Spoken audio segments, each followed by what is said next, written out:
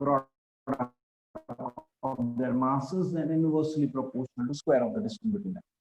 The force of the Newton law of gravitation says that every particle attracts every other particle by a force which is directly proportional to product of their masses and inversely proportional to square of the distance between them. That part we know. आपको ये पता होगा attract करता है product of their mass और inverse square law भी करता है. ये हमने देखा था और हमने ना फिर लास्ट लेक्चर में स्मॉल जी और कैपिटल जी का रिलेशन हम कर रहे थे. तो आज हम वो लास्ट लेक्चर का पार्ट थोड़ा अभी नहीं रिवाइज करेंगे. आज हम डायरेक्ट फर्स्ट टॉपिक स्टार्ट करेंगे इस चैप्टर का, दैट इज कैप्लर्स लॉ. तो what is Kepler's law? Kepler's law क्या है? तो आपको 10th में था Kepler's law? Yes, sir. Yes, sir. I hope that everyone knows the statements also. Kepler's law की 3 statement है, Kepler के 3 laws है. First law. What is first law is called?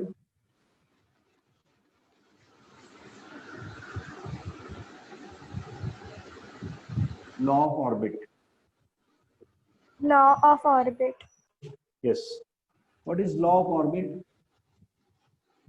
All planets make elliptical orbits around the sun, with the sun at the one of the oci of the ellipse. Okay. First of all, you know what is the concept of ellipse? Ellipse क्या होता है मालूम आपको? Ellipse.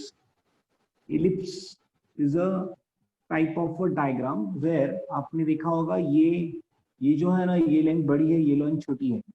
ये ellipse होता है. ellipse. आपको पता है ellipse जो है ना, उसमें एक होता है फोकस और एक होता है मेजर एक्सिस. हाँ, ज्यादा होगा तो फोकाई. आप फोसाई भी कहते हैं, कुछ लोग अलग अलग प्रोनाउंस करते हैं. Foci, foci. Major axis, minor axis. इसमें ये 3 चीजें इलिप्स में जानने जैसी हैं. First of all focus. तो इलिप्स में 2 फोकस होते हैं, एक यहाँ और एक यहाँ. 2 फोकस होते हैं. इसे नाम दिया जाता है S1 S2. आप F1 F2 सोच रहे होगे, बट नहीं, उसे S1 S2 लिखते हैं. ओके. और यहाँ ये जो सबसे बड़ी लेंथ है ना, उसे मेजर एक्सिस कहते हैं. Major axis. और जो ये छोटी लेंथ है ना, इसे कहते हैं माइनर एक्सिस. मैं कैप्लर्स लॉ सिखाने से पहले आपको इलिप्स के बारे में बता रहा हूँ. इलिप्स कैसे बनता है, ये इलिप्स क्या होता है. सो अगर आप देखोगे तो यहाँ देयर आर 2 एक्सिस. ये एक एक्सिस है, ये दूसरी एक्सिस है, और ये इलिप्टिकल ऑर्बिट है. Elliptical orbit. इसमें ये जो बड़ी साइज वाला है ना, उसे मेजर एक्सिस कहते हैं. यहाँ से लेके यहाँ तक इसे कहते हैं मेजर. एंड ये जो छोटा है दैट इज माइनर. एंड कोई भी इलिप्स में दो फोकस होते हैं. 2 फोकस. इसे हम फोसाई थोड़ा वॉइस बढ़ा ही है ना, थोड़ा वॉइस आवाज थोड़ा कम आ रहा है. बच्चे लोग, बाकी लोगों को भी आवाज कम आ रहा है? सर क्लियर आ रहा है. सर आवाज क्लियर है, पर थोड़ा बढ़ा ही, थोड़ा कम आ रहा है सा. बेटा यहाँ से तो सबसे ज्यादा आवाज है, इससे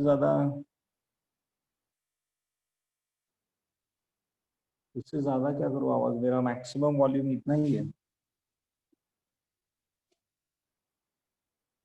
okay.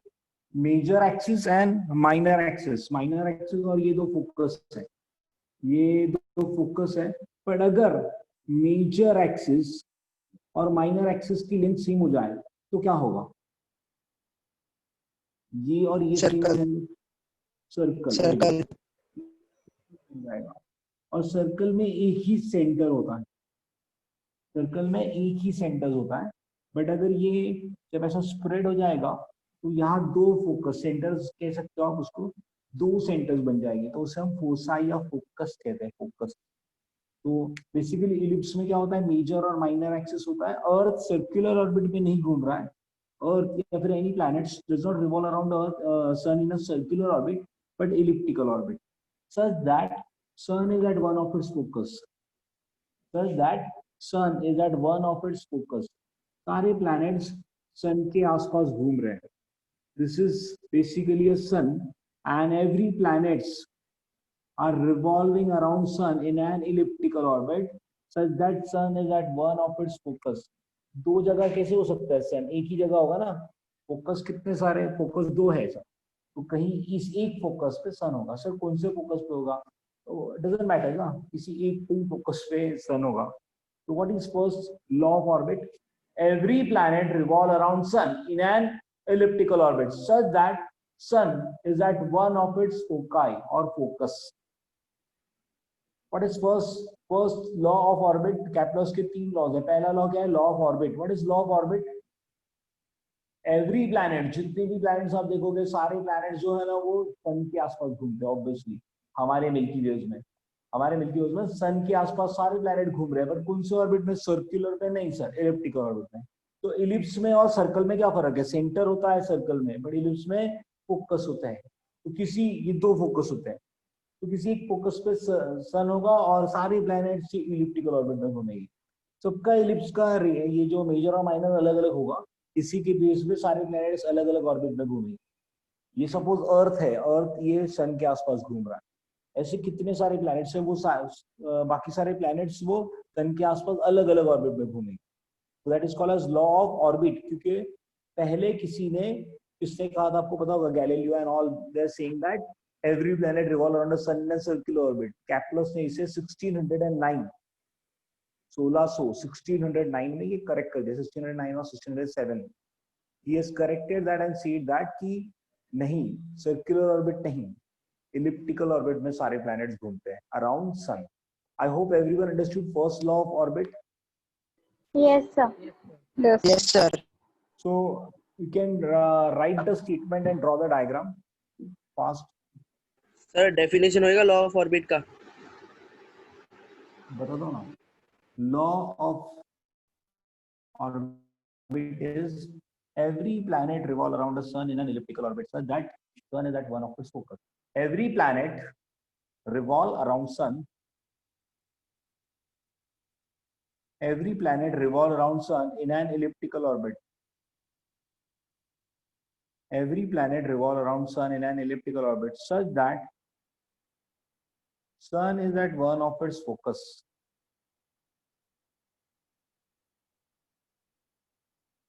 Every planet revolve around the sun in an elliptical orbit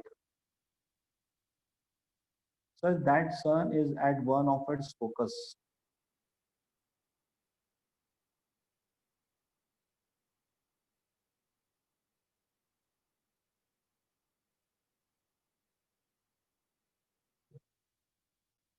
every planets law of orbit. पहला टॉपिक है ग्रेविटेशन का, कैप्लर्स लॉ. कैप्लर्स लॉ में पहला लॉ है law of orbit. Law of orbit का स्टेटमेंट कहता है every planet revolves around sun in an elliptical orbit such that sun is at one of its focus और foci. आपको major और minor concept समझ में आया?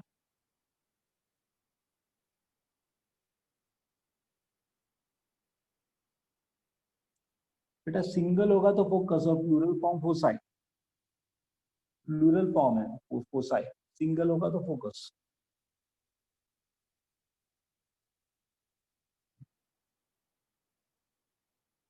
अब चैट पे सुबह दिख रहा है बरोबर?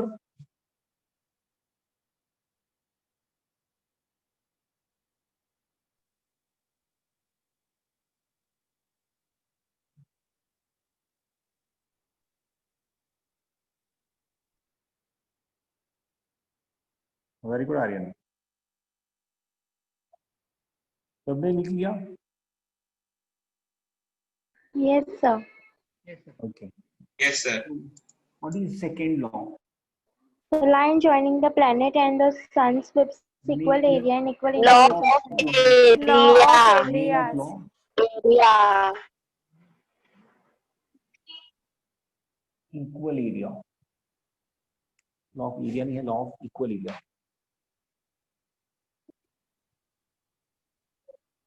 Law of equal area. Okay. Statement कोई बता रहा था? Yes. Tanika. Line joining the planet and the sun One minute. आपका area and network. equal interval of time. Very good Sakshi. Yes जहान बोलो वापस. The line joining the planet and the sun sweeps equal area in equal intervals of time. Very good. The line joining the, आप में से आर्यन ने तो सब पूरा लिख के भी भेज दिया था चैट में. Good.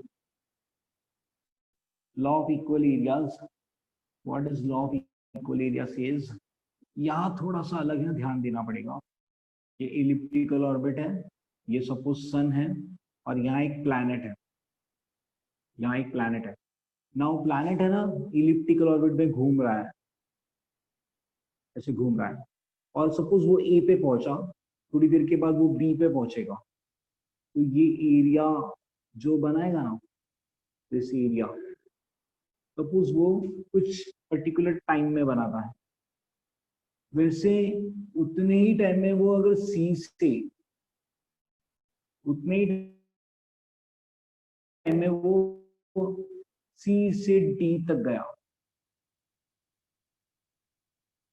ए से बी जाने को जो टाइम लगा ना, उतना ही टाइम सी से डी जाने को लगा.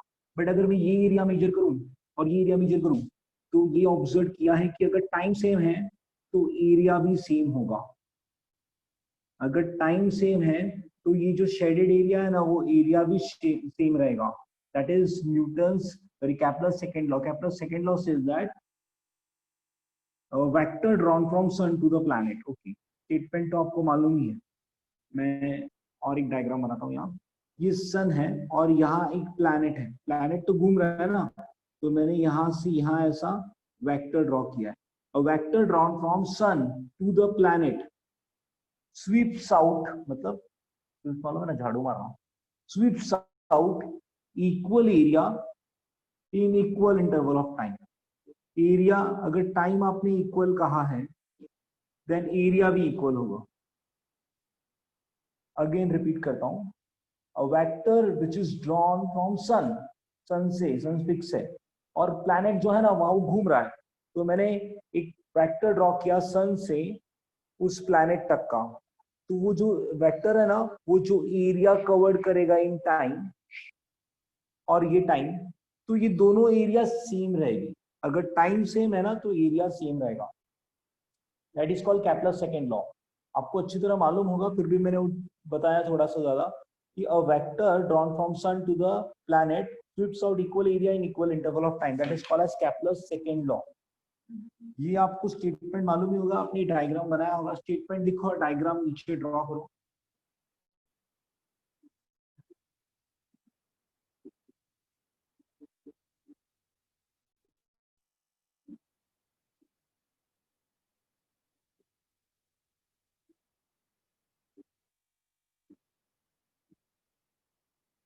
ये दूसरा फॉर्म है Kepler's सेकंड लॉ का.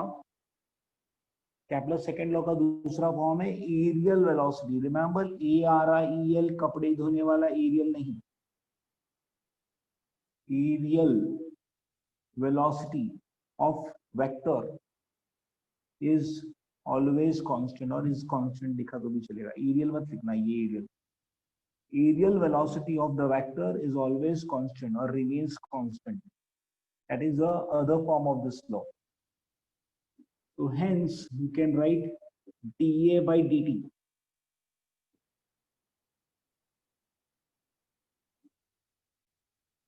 dA by dt is constant. Now what is, sir, A क्या है? Area with respect to time. ये जो area change हो रहा है ना with respect to time is always constant. Aerial velocity. Aerial velocity, जैसे हम velocity कैसे लिखते हैं normally? velocity is displacement upon time. ये displacement velocity कहते हैं, displacement velocity, क्योंकि यहाँ displacement का डेरिवेटिव लेते हैं. displacement ये है टाइम, और displacement, अगर आपने कभी पहले ये नोटेशन देखा होगा, dx by dt, velocity क्या लेते हैं? Displacement upon time, displacement upon time. वैसे यहाँ एरियल वेलोसिटी यानी area upon time, area upon time, area upon time is constant. Areal velocity of a planet remains constant. Statement लिख के हो गया. Very good Prachi. अब आपने पढ़ा था लाइन ज्वाइनिंग, बट हम यहाँ एरिया बोल रहे हैं। Area drawn from sun to the planet sweeps out equal area in equal interval of time और एरियल वेलोसिटी रिमेन्स कांस्टेंट। अब इसे थोड़ा और एक्सप्लेन करना है फॉर 11th स्टैंडर्ड। थोड़ा ग्रेविटेशन में कैप्लर्स लॉ थोड़ा अलग और भी दिया है। So please don't rub it.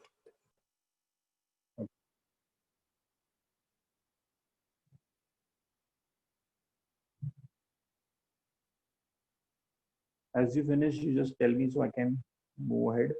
Aerial velocity of a vector remains constant or is always conserved constant. Then dA by dt, area upon time, is constant. If anyone has doubt, you can ask. मैं इसे explain कर रहा हूँ। After rubbing this I will explain Kepler second law. पहला law मैंने बताया, सारे planets elliptical orbit में घूमते हैं। पहले बहुत सारे Copernicus and there were scientist who were saying that all planets revolve around sun in an circular orbit, but then they find out that no, it is not like that. They revolve in elliptical orbit. What is basically ellipse I explain, and then I would explain that how they are revolving. Then we are learning Okay, Kepler's so second law. finish. Okay. Kepler's second law is saying that aerial velocity is constant. But what do you mean by this? Let's learn in detail थोड़ा सा. तो ये अगर elliptical orbit है और ये अपना सन है, तो यहां से यहां तक ए से बी तक जो जाता है ना, वो ये एरिया कवर कर रहा है, और यहां सी से डी तक। तो आप सोचो कि सर आपने सी से डी तक ये डिस्टेंस ज्यादा लिया है, ये डिस्टेंस कम लिया है, पर आपने टाइम तो बोला सेम है और एरिया भी सेम है। आपने बोला एरिया सेम है, टाइम सेम है, बट सर आपने ये डिस्टेंस है ना, आपने ये डिस्टेंस ज्यादा लिया है और ये डिस्टेंस कम है। ऐसा क्यों? Because anyone knows why? Sir उसका लेंथ ज्यादा है ना वो। हाउ लेंथ ज्यादा है, बट वो क्या इंडिकेट करता है सर कि ट्राई सर वो फोकस से दूर है और एक फोकस से पास है। हाँ, आई एम नॉट गेटिंग।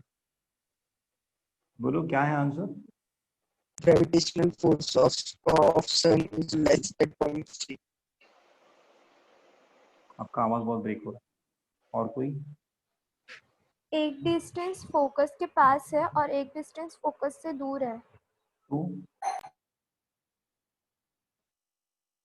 ए से बी और सी से डी में दोनों टाइम सेम था, बट ये डिस्टेंस ज्यादा है, ये डिस्टेंस कम है। ये क्या इंडिकेट करता है? Area is equal area upon time. Area तो सेम है, एरिया अपॉन टाइम सेम आ रहा है। Areal velocity is constant. What does it indicate? The distance between the sun and the planet changes. Good try but wrong. और कोई? Central force यहाँ, हाँ ये सन के पास में है सर, ये ज्यादा फोर्स है, मानता हूँ, बट मैं ये एक और चीज कह सकता हूँ इसमें कि यहाँ ये फास्टर ट्रैवल कर रहा है और यहाँ ये स्लोअर ट्रैवल कर रहा है। अब ए से बी जब जो ट्रैवल करेगा ना, टाइम तो उतना ही लगा है, टाइम तो उतना ही लगा है, पर इसका डिस्टेंस ज्यादा है, इसका डिस्टेंस कम है, मतलब ज्यादा distance by time, come distance by time. तो यहाँ उसकी स्पीड ज्यादा है, यहाँ उसकी स्पीड कम है। तो जैसे आप सन के पास में होते हो ना, ज्यादा फोर्स लगता होगा, आपको कहना है मे बी, बट इसका मतलब ये भी है कि जब सन के पास में होगा उसकी स्पीड बढ़ जाती है। किसकी? प्लैनेट्स की। किसके आसपास? सन के पास। जब वो सन के काफी पास होता है ना, जब सन के काफी पास होता है तो उसकी स्पीड ज्यादा रहती है, पर जो सन से दूर चले जाता है ना तो उसकी स्पीड कम हो जाती है। तो when he is near to this, ये इसके पास में होगा ये साइड, तो it would be having the minimum speed, sorry maximum speed, और जब दूर होगा तो minimum speed. Again I repeat, ये डिस्टेंस सबसे ज्यादा है तो यहाँ मिनिमम स्पीड होगी। किसकी? प्लैनेट्स की। प्लैनेट्स जिस सन के आसपास घूम रहे हैं ना, तो इस जगह पे सबसे कम स्पीड होगी।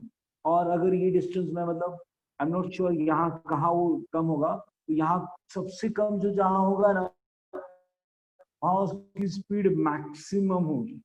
अब कोई बोलेगा यहाँ आई एम नॉट श्योर, इसीलिए मैंने नहीं लिखा। यहाँ भी हो सकता है, यहाँ भी हो सकता है। जब डिस्टेंस सबसे कम होगा तो स्पीड सबसे ज्यादा, और जब डिस्टेंस सबसे ज्यादा होगा तो स्पीड सबसे कम। तो इसे आप अगर समझ पाओ मिनिमम एंड मैक्सिमम, तो आपको पता चलेगा कि इसीलिए इसीलिए ये जो सीजन्स है, कभी कभी डे का ड्यूरेशन है, ये सब कैसे इफेक्ट होता है हर प्लैनेट पे।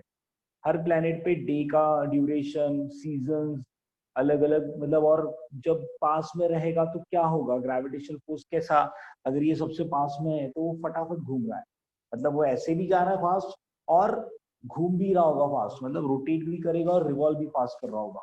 When it is very near, gravitational force आपके हिसाब से बहुत ज्यादा है। बट मेरा तो यही कहना है, कैप्लर सेकंड लॉ क्या कह रहा था, कि वो जब सन के पास में होगा तो उसकी स्पीड ज्यादा, और जब सबसे दूर होगा तो स्पीड सबसे कम। करेक्ट। मैं आपको एक एग्जांपल देता हूँ रियल लाइफ का। अगर आप क्रिकेट का, आपने कभी पीटी सुना है, PT yes sorry sir. Subject होता है पीटी, पीटी। Yes sir. हाँ, वो पीटी में आपको कभी कोई ऐसा ग्राउंड पे राउंड मारने बोला है, हाँ सर। और वो हाँ, अगर टीचर खड़ा है बरोबर उसके बाजू में और आपको बोला जाओ भागो, तो जैसे आप टीचर के, मतलब टीचर कोई तो एक फोकस पे खड़ा है सपोज, और आप अगर टीचर के बाजू में ऐसे कहीं भी होगे ना तो आपकी स्पीड अच्छी खासी रहती है। बट आप टीचर के एकदम एक्सट्रीम एंड में चले गए जहां से टीचर को दिख नहीं रहा है, तो आपकी स्पीड याद करो कितनी स्लो हो जाती है। Yes sir. Yes. जैसे वापस सर के पास में आने लगते हो, आप अपनी स्पीड वापस बढ़ा देते हो। काफी ये प्लैनेट भी वैसे ही करता है, सन के पास में रहता है तो स्पीड बढ़ा देता है, और सन से दूर है तो स्पीड कम कर देता है। समझ रहा है क्या? Yes, sir. Yes, sir. Yes, sir. Yes, sir. इसका एक्सट्रीम अगेंस्ट एग्जांपल है मेरे पास, ये रियल लाइफ के एग्जांपल बोल रहा हूँ। ऐसा उल्टा भी होता है, मैं एग्जाम में अपनी बात कर रहा हूँ, नॉट एन ये कोई रियल केस में हो, मतलब होगा ऐसा जरूरी नहीं है। मैं एग्जाम में बैठा हूँ और मैं एग्जाम लिख रहा हूँ, और एग्जाम सेंटर में मेरा वो सुपरवाइजर है ना, मेरे पेपर पे देखने आया क्या लिख रहा है। दिमाग खराब हो जाता है, तू तेरा करना, अभी क्यों देख रहा है। तो सुपरवाइजर पेपर देखने आता है ना, तो मेरा तो शॉर्ट सर्किट होता है। तो एग्जामिनर चेक करेगा ना, तू क्यों चेक कर रहा है अभी। तो आई माई पर्सनल एक्सपीरियंस, एग्जाम के टाइम पे पेपर मत चेक करो। एग्जाम लिख रहे हैं और बच्चे, और हम क्या कैसे होता है पता है, एग्जाम जब लिखते हैं ना तो बहुत फेंकना मतलब चालू रहता है, और वो कोई देख लेना ऐसा सामने तो हम कैजुअल हो जाते, मतलब वो थोड़ा सा हमें ऐसा एटीट्यूड आ रही ये देख रहा है, तो फिर हमारा स्पीड स्लो हो जाता है। जैसे ही वो सुपरवाइजर चले जाए ना, अपना आप नॉर्मल स्पीड में आ जाते हैं। तो टीचर बाजू में आया तो हम लिखना बंद भी कर देते कभी कभी, हाँ सर देख लो क्या लिख रहा हो, देख लो। ऐसा होता है आपके पास? Yes, sir. Yes, sir. Yes, sir. Yes, Yes, sir. Yes, sir. sir. मेरे साथ तो ऐसा होता है ना, पेपर दिखता है ना, मुझे तो बहुत बुरा लगता है। क्यों भाई, अभी क्यों देखना है तेरे को, बाद में देखना। बट वो उल्टा हो गया, मतलब पास में था तभी स्पीड कम, और दूर गया तो मेरी स्पीड बढ़ गई, वो उल्टा था। बट ऐसा एग्जाम्पल नहीं है, ये प्लैनेट्स के बारे में लर्न कर रहे हैं। तो ये वाला पार्ट समझा आपको? अभी और सिखाना है इसके ऊपर, कैप्लर सेकंड लॉ जब तक मैंने, जिधर तक मैंने सिखाया, समझा? Yes, sir. Yes, sir. Yes, Yes, sir. sir. Yes, sir. आपको मालूम है एपोजी पेरिजी क्या होता है? Apogee पेरिजी, Yes. Apogee and पेरिजी।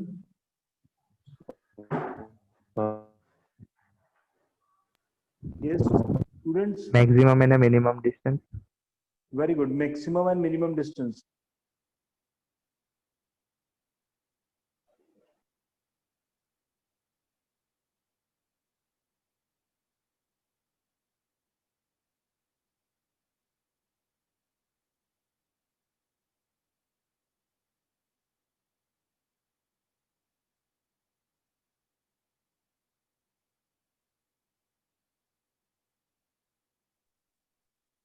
हमारा एपोजी, और सबसे कम डिस्टेंस होता है पेरिजी।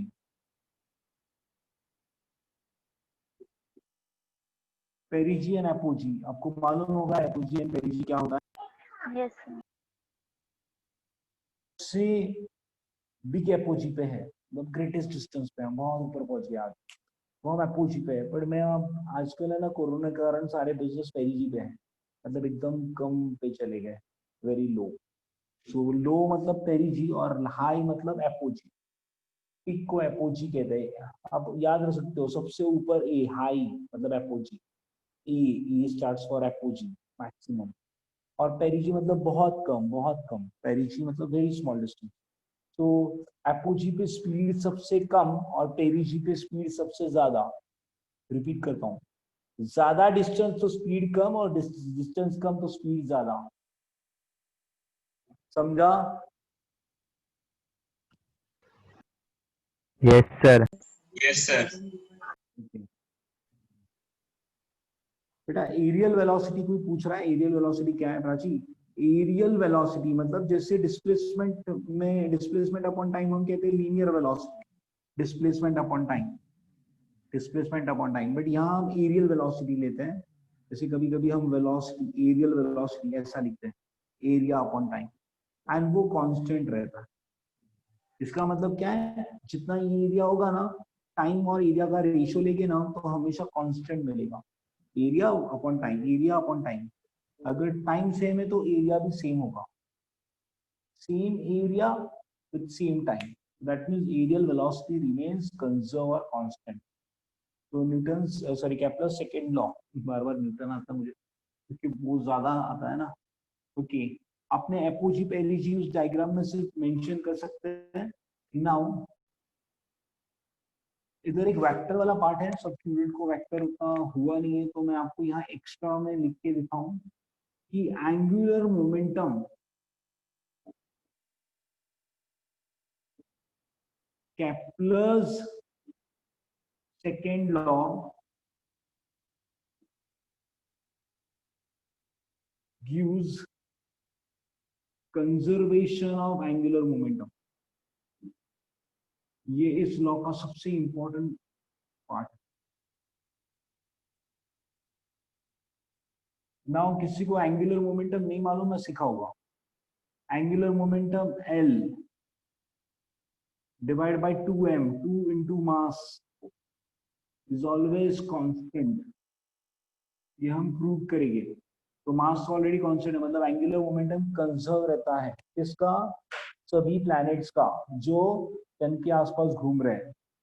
Now what is linear momentum, anyone?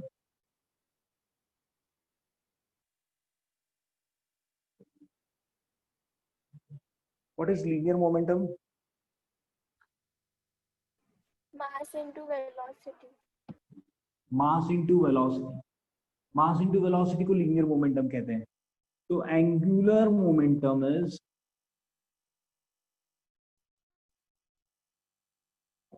यहाँ mass into velocity into r आता है, mass into velocity into r। अब क्वेश्चन मार्क सर ये और ये इसमें फर्क क्या है?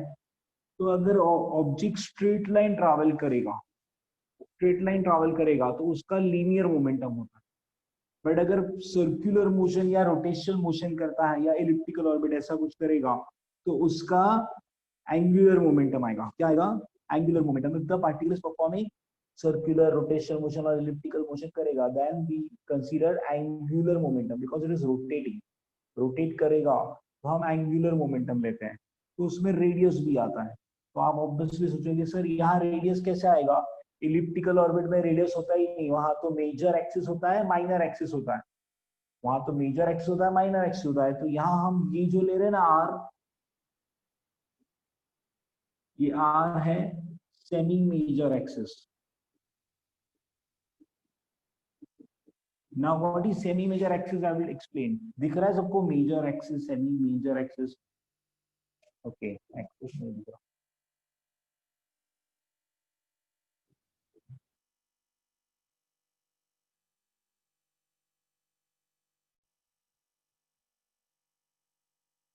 तुम्हें दिख रहा है proper? Yes sir.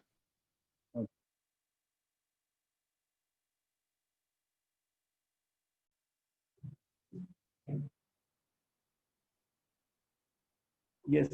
What is MVR? Mass into velocity into radius, semi major axis.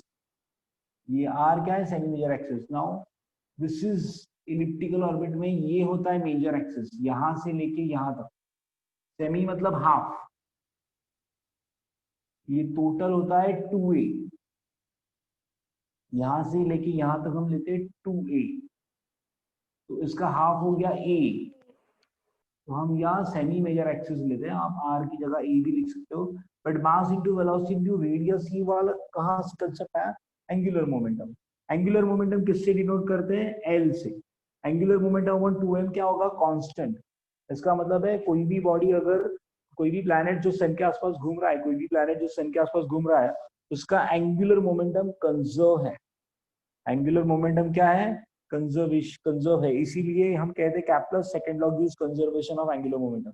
इसका प्रूफ है हमें 3 मार्क के लिए एग्जाम में, 2 या 3 मार्क के लिए, but at present I can not teach that part because vector form is there, थोड़ा सा एक्सप्लेन करने को टाइम लगेगा।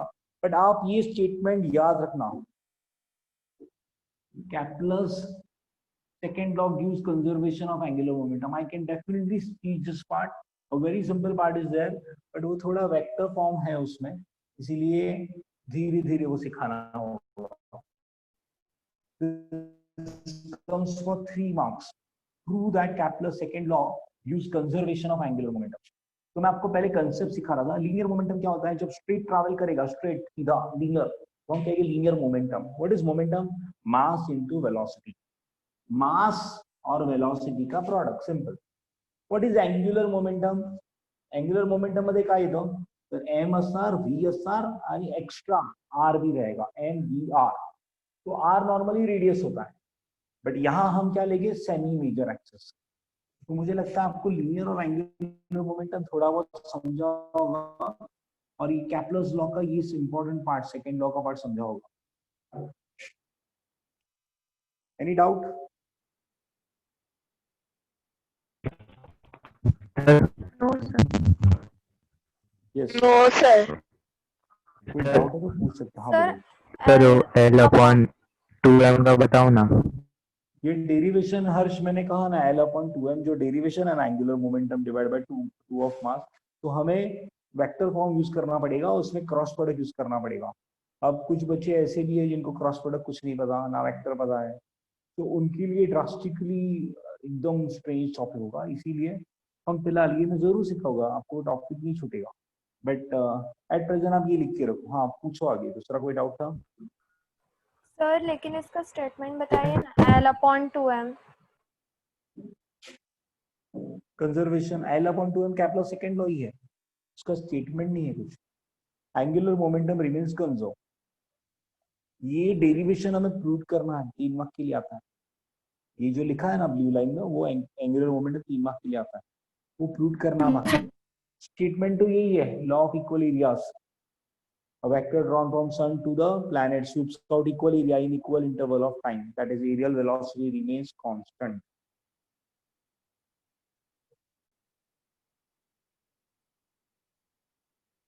Okay, ये सेकेंड लॉ का ये पार्ट लिख लिया आपने। Yes sir. घूमने का मोमेंटम, लीनियर मोमेंटम कंजर्व होता है जब बॉडी स्ट्रेट लाइन ट्रैवल करता है और कोलाइड करता है ना, स्ट्रेट लाइन ट्रैवल करता है तो मोमेंटम कंजर्व होता है, बट घूमने में एंगुलर मोमेंटम होता है, और उनका कहना है वो कंजर्व है।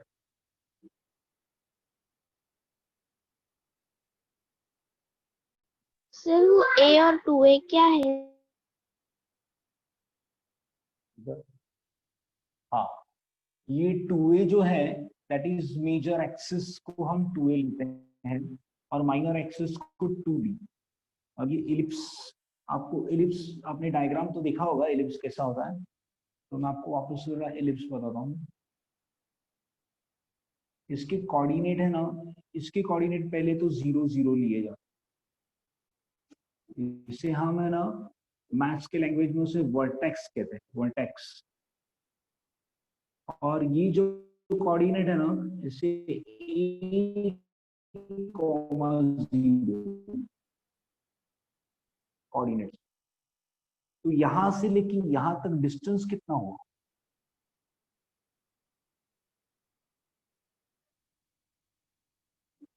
ये वर्टेक्स है, ये -a, 0, ये a, 0, यहां से लेके यहां तक का डिस्टेंस कितना हुआ, distance. Students I am asking, distance कितना हुआ यहां से लेके यहां तक का? No one nose.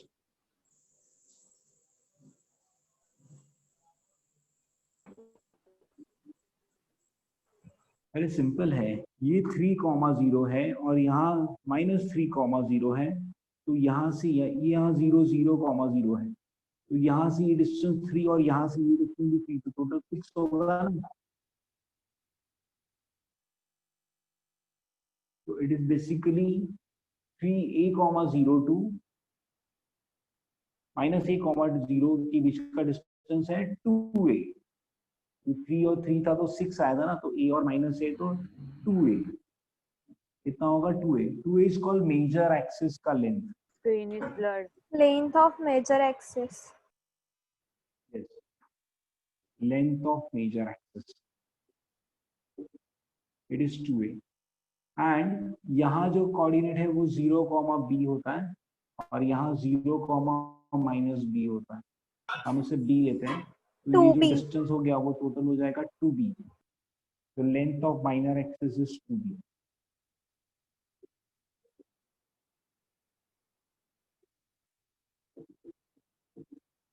और अगर ये सेमी माइनर बोला तो ये आएगा सेमी माइनर, माइनर का हाफ, मेजर का हाफ, ये ए पानी का माइक में। तो ये टोटल यहाँ से यहाँ तक 2b और यहाँ से यहाँ तक 2a। Correct? Any doubt? No, sir. Okay, तो मेजर एक्सिस माइनर एक्सिस ये आपको काम आएगा जैसे हम तुरंत थर्ड टॉपिक स्टार्ट करेंगे, कैप्लस थर्ड लॉ। एवरी प्लैनेट्स, बताओ कैप्लस थर्ड लॉ क्या है? स्टेटमेंट कौन बताएगा? लेट मी आस्क, कौन बताएगा? I would ask someone. Yes, Param Kadu, statement आएगा Kepler's third law? Yes sir. बोलो सर कौन सा law? Kepler's third law.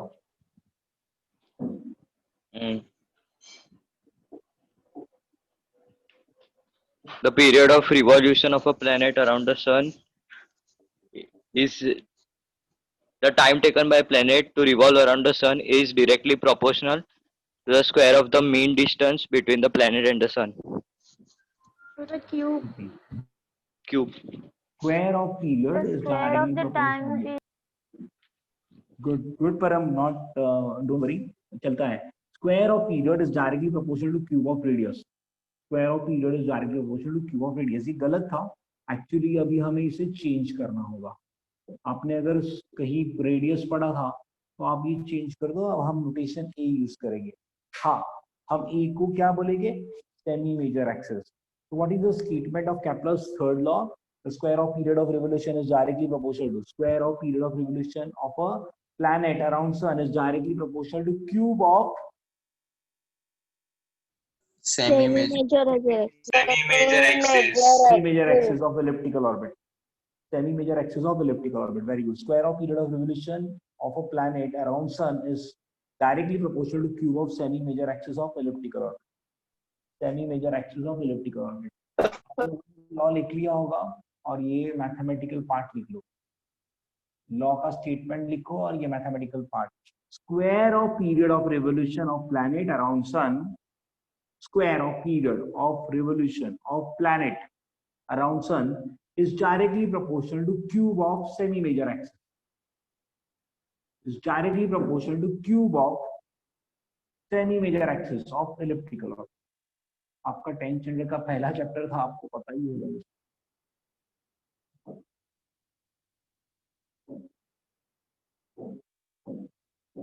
Very good Gaurav.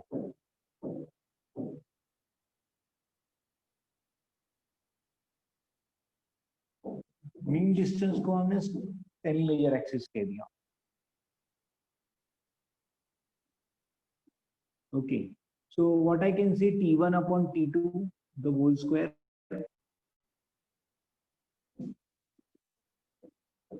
E1 upon A2 the whole cube. So this formula is used for numerical. This formula is used for numerical.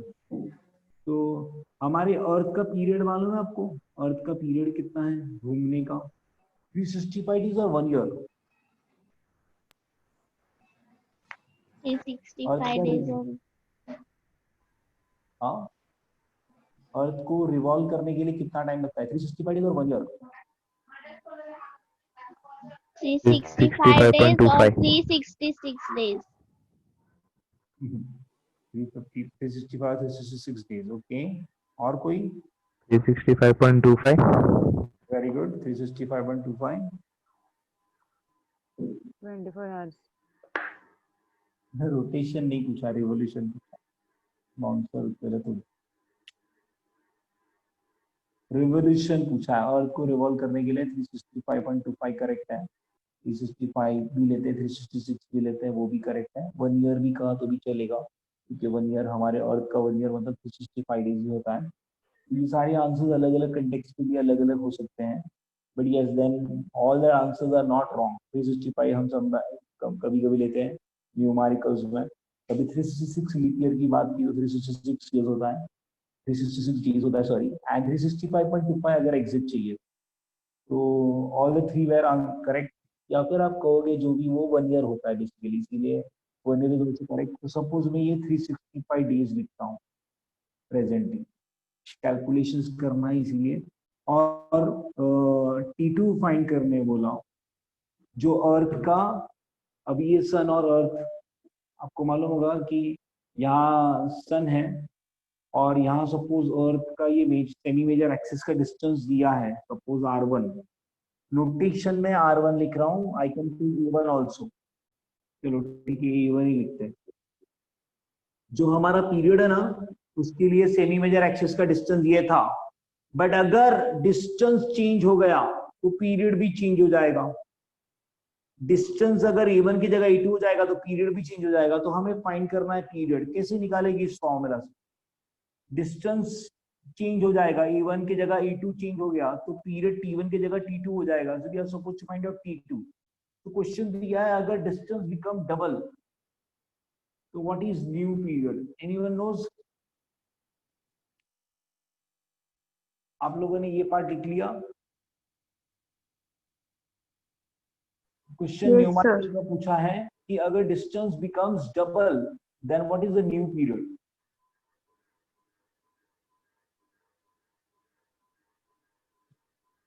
Okay, T1 upon T2 ये है, तो what इज T2 upon T1?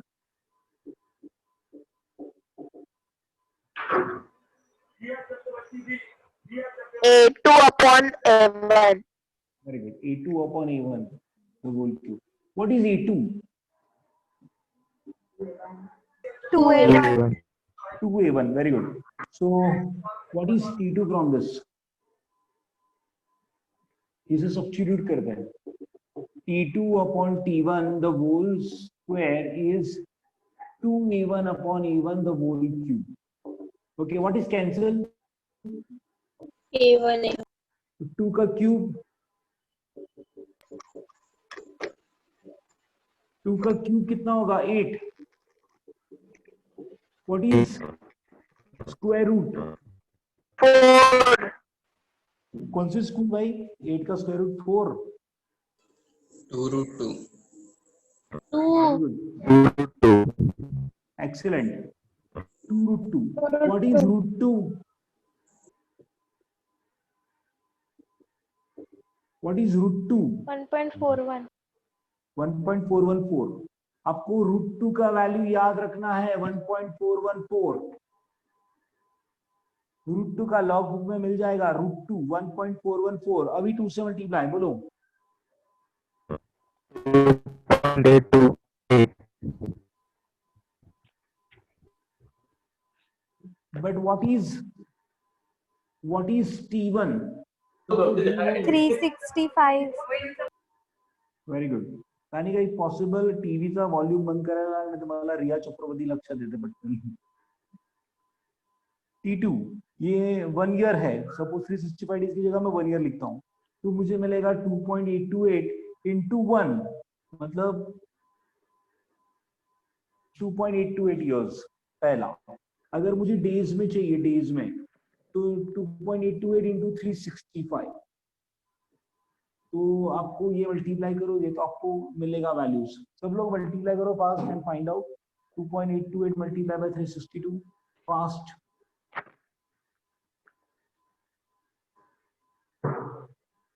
2.828 multiply by 365 करो fast.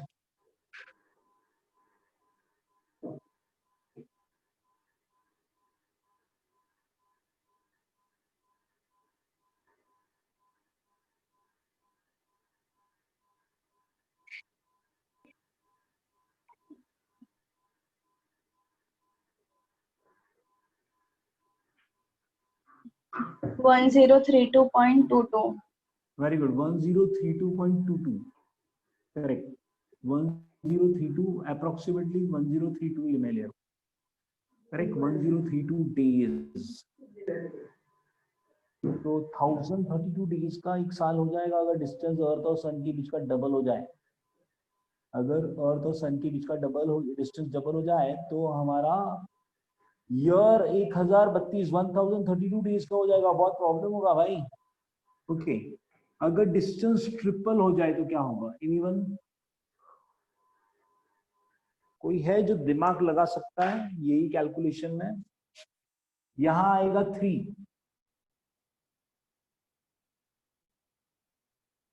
3 का cube 27. 27. अगर नहीं लिखा है तो कोई बात नहीं, सब नहीं लिखा है तो कोई प्रॉब्लम नहीं. घाई मत करो, समझने की कोशिश करो. 27 मतलब क्या? 3√3. 3√3. व्हाट इज √3 का वैल्यू? Anyone nose? 1.732.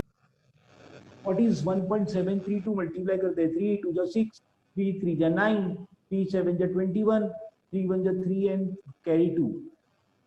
5.196. तो मुझे क्या मिलेगा अगर T1 1 ईयर लिया तो? 5.196 ईयर्स. क्या मिलेगा? 5.196 ईयर. तो यहाँ क्या लिखूंगा मैं? 5.196 multiply by 365. Anyone knows how much it is? 5.196 multiply by 365 देखो करके क्या होता है.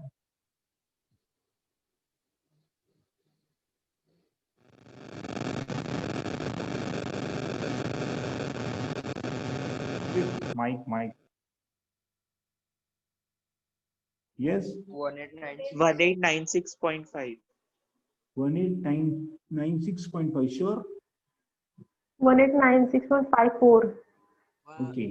मैं अप्रोक्सीमेट करता हूँ. 1896.54 है, इसलिए मैंने राउंड ऑफ किया. Approximately 1897 days. एक साल 1897 का हो गया. ये 2020 नहीं होना चाहिए, बस 2020 में इतने दिन हो गया ना, उस साल में तो प्रॉब्लम हो जाएगा.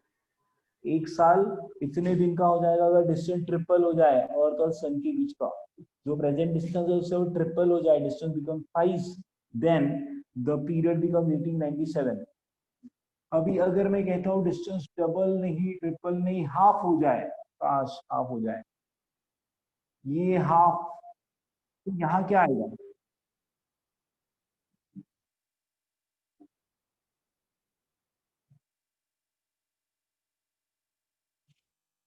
वन बाई 8 आएगा. तो यहाँ क्या लिखेंगे? 1/2. 2√2. स्क्वायर रूट लेके ना, स्क्वायर रूट. What is √2 का वैल्यू? What is 2 into 1.414?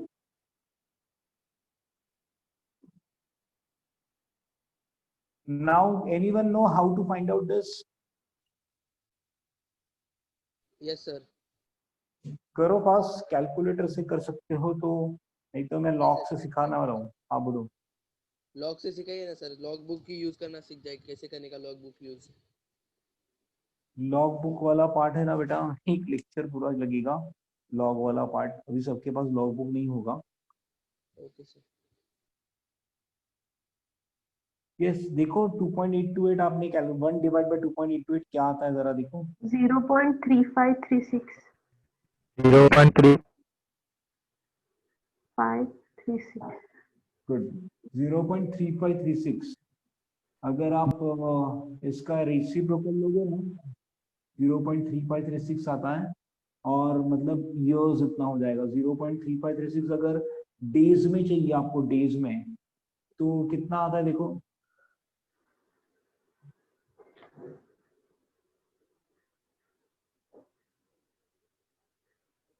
कितना आया? 129.06 वेरी गुड, अप्रोक्सीमेटली 129 डेज।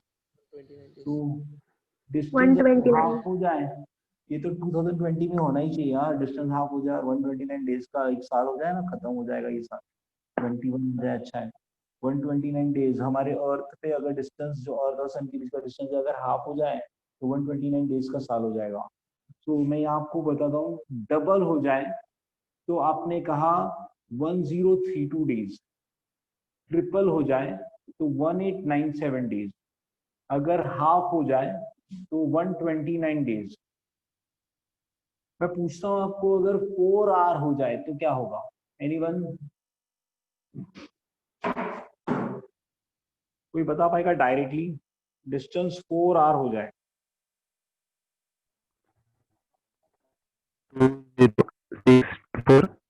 हाँ, not able to hear. 365 into 4. Very good, 4 4 okay, 4 4 4 4 नहीं, सोचो सोचो और 365 into 4 कहा है किसी ने?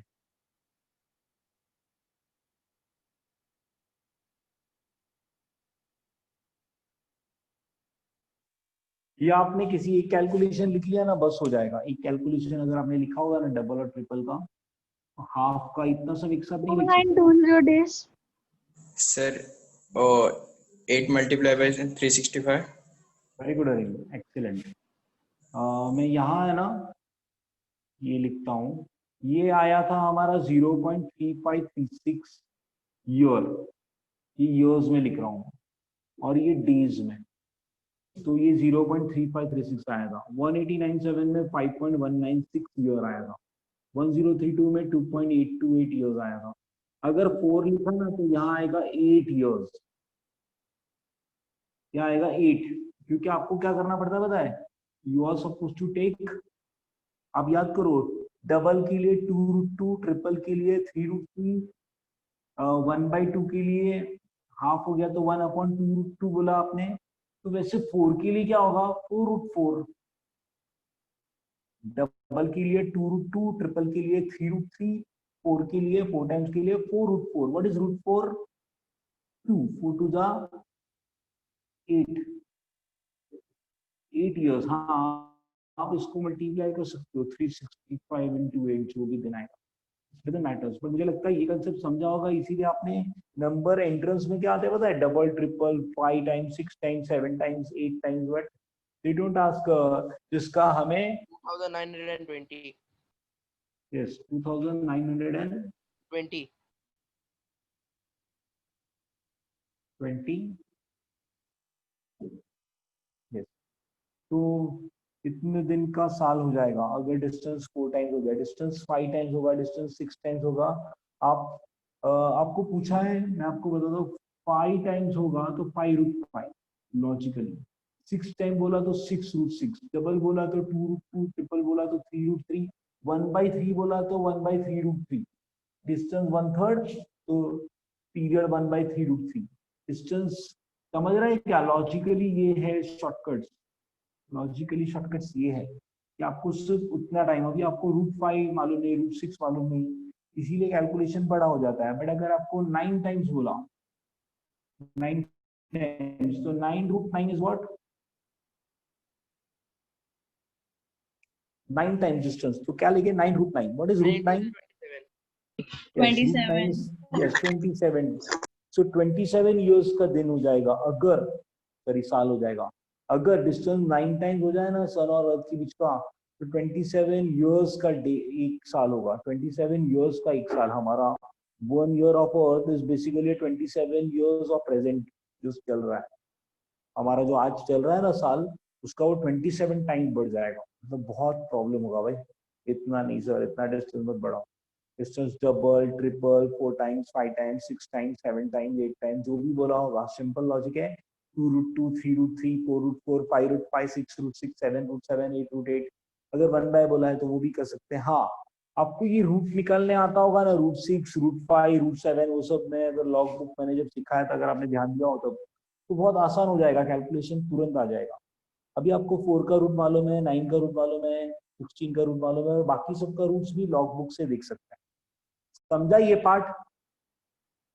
Yes sir. ये Yes. कैलकुलेशन वाला पार्ट समझ रहा है Yes, थोड़ा sir. थोड़ा? Yes, sir. Yes. सो Yes, मैंने sir. आज हमारा टाइम जो है ना, वी हैड प्लान ये 7:45 to 8:45। मैंने आज क्या क्या सिखाया? आज आपको कैपलॉस के 3 लॉस के बारे में और तीसरे लॉस के ऊपर न्यूमेरिकल थोड़े किए। उसमें भी ये है ना, ये आपको टेबल लिख लेना है। You are supposed to write this. तो in exams of factors are, मतलब ये काम आ सकता है ऐसा। मैं आपको एक क्वेश्चन बताता हूँ कि अगर डिस्टेंस अगर 1.5 टाइम्स होगा, 1.5 टाइम्स, तो अप्रोक्सीमेटली डेज कितने होंगे?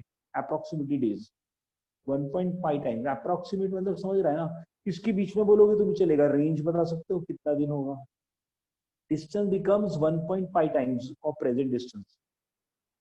तो अभी ये लिखना है, जिन लोगों को नहीं आ रहा वो लिखो, और जिनको सोच सर 547 पॉइंट समथिंग 5 समथिंग रहेगा डेज।